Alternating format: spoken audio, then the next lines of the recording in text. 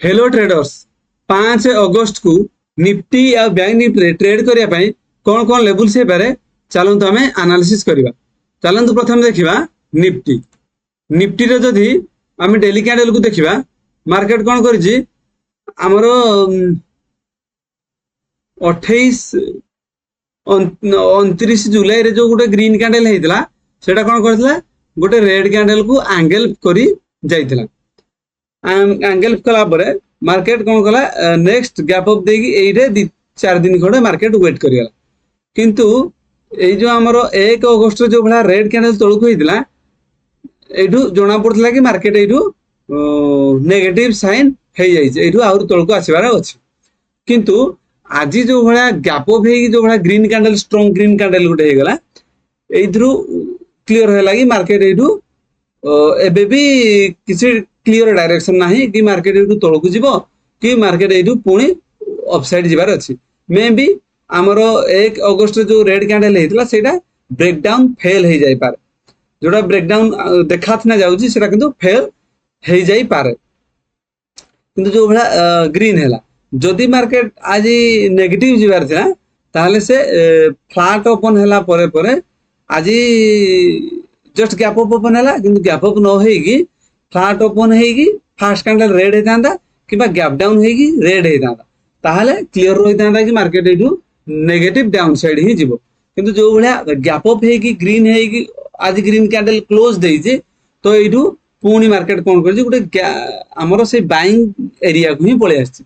तो एठू कोन हेछि हमरो bullish angle फिंग एई pattern हेतिला एइटा हमरो बुलिश हारामी पैटर्न हे गेला एइटा को हमरो बुलिश हारामी पैटर्न आमे मानिबा कारण गोटे रेड कैंडल भितरे गोटे ग्रीन कैंडल जदि रहि जाउछि सेटा बुलिश हारामी पैटर्न ही हे जाइछि। तो एठू फ्लैट ओपन हेले किबा जस्ट गैप डाउन ओपन हेले दीटा केस रे हमर व्यू एबे पॉजिटिव रहबो किंतु पॉजिटिव साइन किछि 15 मिनिट किबा 5 मिनिट रे होबा दरकार। चलन देखिबा 15 मिनिट टाइम फ्रेम रे हम पाए कोन कोन लेवल्स हेइ पारे। जदि हमें 15 मिनिट टाइम फ्रेम रे देखिबा मार्केट कोन करिछि आज गैप अप हेगी मार्केट पुणी जो क्लोज देथिला से एरिया को एग्जैक्ट सपोर्ट नै कि मार्केट अपसाइड मूव कला गैप अप होला परे एठी ओपन होला परे फर्स्ट कैंडल ग्रीन हैला पुणी एठी सपोर्ट नै कि मार्केट एठी रहि गला जोडा कि हमरो बाइंग जोन थिला पूर्वरु ताकू ब्रेकडाउन देइथिला किंतु सेही पुणी बाइंग जोन को पळे आसिला मार्केट। जदि मार्केट फ्लैट ओपन हो जे एरिया रे तो व्यू हमरो एबे पॉजिटिव ही रहिबो फ्लैट ओपन हो किबा जस्ट गैप डाउन एरिया रे ओपन हो ए एरिया रे ओपन हेले किंतु हमर व्यू पॉजिटिव ही रहइबो जे पर्यंत हमर ए डाउन साइड जदि गैप डाउन ओपन हे जाउची बहुत पाखा पाखी 200 पॉइंट किबा 150 पॉइंट बेला जदि गैप डाउन ए एरिया रे हेगी रेड कैंडल होउची ताहेले हमें नेगेटिव मानिबा किबा flat just gap up area रे ओपन हेले हमर व्यू पॉजिटिव ही रहइबो हमर एठू अपसाइड व्यू हमको देखिया पड़िबो। अपसाइड रे हमरो टारगेट रहइबो कोउटा ना 24900 गुटे राउंड लेवल 24900 अपसाइड रे हम पाए रेजिस्टेंस वाला काम करिवो डाउन साइड सपोर्ट वाला काम करिवो 24650 आ 24700 ए एरिया गुडा हम पाए सपोर्ट वाला काम करिवो।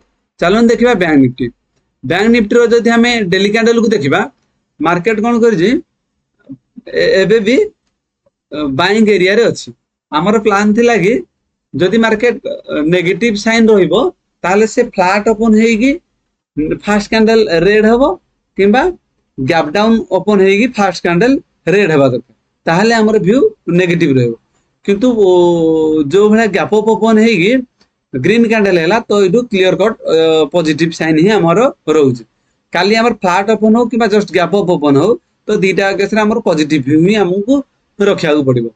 चलन देखिबा 15 मिनिट टाइम फ्रेम रे हम पाए कोन कोन लेवल से पारे। जदि हम 15 मिनिट टाइम फ्रेम रे देखिबा मार्केट फ्लैट ओपन हेगी ए रेंज हेगी रहि जाय छै मार्केट रेंज हे जदि मार्केट फ्लैट ओपन होउची फ्लैट माने 55550 रु 55550 रु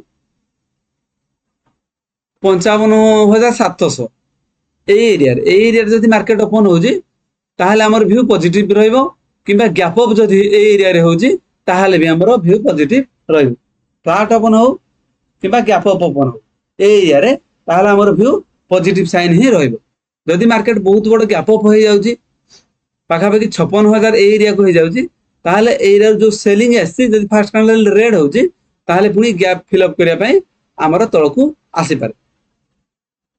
जदि market by chance gap down open हो जाउची 55,550 तळ ए एरिया रे गैप डाउन ओपन हे कि रेड हो जाउची फर्स्ट कैंडल ताहले हमर व्यू नेगेटिव रहिबो।